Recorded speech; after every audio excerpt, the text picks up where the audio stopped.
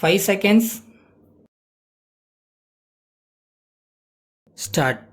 மாண்புமிகு பேரவை தலைவர் அவர்களே, பொதுப்பணிகள், பாசனம் குறித்த மூலதனச் செலவு குறித்த மானிய கோரிக்கைகள் மீது பேசுவதற்கு வாய்ப்பளித்தமைக்கு முதற்கண் என் நன்றியை தெரிவித்துக் கொள்கிறேன். தமிழ்நாட்டின் நீர்ப்பாசன முறைகளை சிறப்படைய செய்வதற்கான வகையில் பல்வேறு அணைக்கட்டு திட்டங்களை நிறைவேற்றுவதற்கான முயற்சிகள் தமிழக அரசால் மேற்கொள்ளப்பட்டிருப்பது பாராட்டுக்குரியதாகும். இத்தகைய பணிகளில் சுணக்கமில்லாமல் விரைந்து நடவடிக்கைகளை மேற்கொள்ள வேண்டுமென்று இந்த நேரத்திலே நான் கேட்டுக்கொள்கிறேன். அடுத்து, விவசாயத்தையே நம்பியிருக்கக்கூடிய ஒன்றுபட்ட தஞ்சை மாவட்டம் தற்போது 3 மாவட்டங்களாக பிரிந்து செயல்பட்டு வருவது அனைத்து மாண்புமிகு உறுப்பினர்களுக்கும் நன்கு தெரியும். தஞ்சை, நாகை, திருவாரூர் மாவட்ட விவசாயிகளுக்கு அடிப்படை ஆதாரமாக இருக்கின்ற காவிரி நதி நீர் பிரச்சனைக்கு நிரந்தரமான தீர்வு காண வேண்டுமென்று பல்வேறு காலகட்டங்களில் வலியுறுத்தி சொல்லப்பட்டிருக்கிறது. இருந்தாலும் கூட இதுவரை ஒரு நிரந்தர தீர்வு ஏற்படாதது விவசாயிகளிடையே நம்பிக்கையின்மையை ஏற்படுத்துகின்றது. நம்முடைய தமிழக முதல்வர் அவர்கள் இந்த பிரச்சனையில் தீர்வு காண பல்வேறு முயற்சிகளை மேற்கொண்டிருக்கின்றார்கள். அந்த முயற்சிகளிலே அவர் வெற்றி பெற வேண்டுமென்று நான் வாழ்த்த கடமைப்பட்டிருக்கிறேன். அடுத்து, தமிழ்நாட்டில் அனைத்து மாவட்டங்களிலும் உள்ள குளங்கள், ஏரிகள் மற்றும் மற்றைய நீர்ப்பாசன ஆதாரங்கள் தூர்ந்துவிட்டன என்ற செய்தி பல்வேறு உறுப்பினர்களால் தெரிவிக்கப்பட்டது. இத்தகைய நீர்ப்பாசன ஆதாரங்களையெல்லாம் குடிமராமத்து வாயிலாக தூர்வாரும் முயற்சிகளை அரசு மேற்கொள்ள வேண்டுமென்று நான் கேட்டுக்கொள்கிறேன். ஏரிகள், குளங்கள் அடிக்கடி மராமத்து செய்யப்படாமல் இருக்கின்ற காரணத்தால் ஆயக்கட்டு பகுதிகள் மிகவும் பாதிக்கப்படுகின்றன என்பதை கருத்திற்கொண்டு தக்க நடவடிக்கைகள் உடனடியாக எடுக்கப்பட வேண்டும்.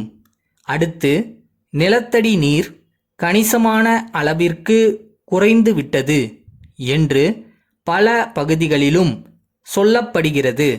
எனவே நிலத்தடி நீரை அதிகரிப்பதற்கு என்று வல்லுநர்களை கொண்டு ஒரு சிறப்பு திட்டத்தை தயாரிக்க உரிய முயற்சிகளை அரசு மேற்கொள்ள வேண்டுமென்று கேட்டுக்கொள்கிறேன். இந்த நேரத்தில் காவிரி, தாமிரபரணி மற்றும் கங்கை காவிரி இணைப்பு போன்ற தேசிய திட்டங்களை நிறைவேற்றுவதற்கு தேவையான முன் முயற்சிகளை மத்திய அரசு மேற்கொள்ள வேண்டுமென்று நம்முடைய மாநில அரசு வலியுறுத்த வேண்டுமென்று நான் தெரிவிக்க கடமைப்பட்டிருக்கிறேன். கடைசியாக ஒரு கருத்தை தெரிவித்து என் உரையை நிறைவு செய்யலாம் என்று கருதுகிறேன். இப்போது காவிரி ஆற்றின் மூலம் தமிழகத்திற்கு வரவேண்டிய தண்ணீரின் அளவு நாளொரு மேனியும் பொழுதொரு வண்ணமுமாக குறைந்து கொண்டே இருக்கிற நிலையில் கடலில் சென்று விழும் மழை தண்ணீரை சேமித்து வைக்க தமிழக அரசு நல்லதொரு திட்டத்தை தீட்டி செயல்படுத்த வேண்டுமென்று கேட்டு பேசுவதற்கு வாய்ப்பளித்த தலைவருக்கு நன்றி கூறி உரையை முடிக்கிறேன்.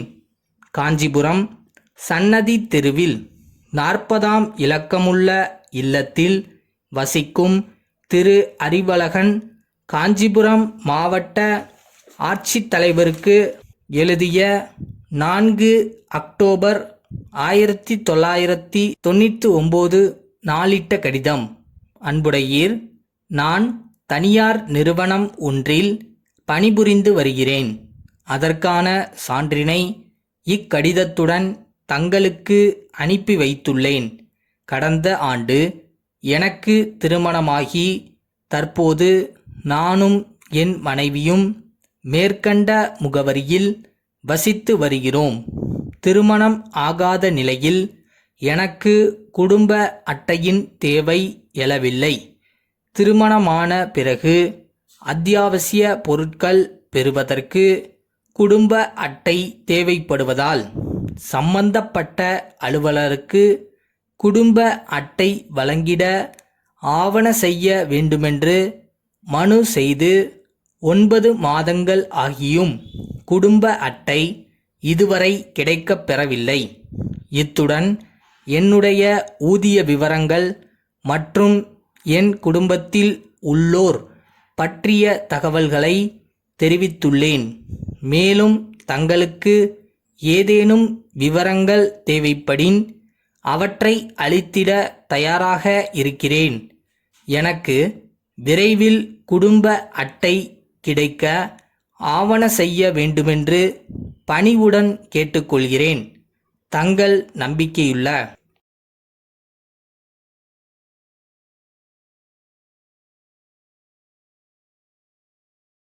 நம்ம வேலையை நம்ம ஒழுங்காக பார்த்துட்டு செஞ்சுட்டு முயற்சி பண்ணோம்னா தானாக வரும்.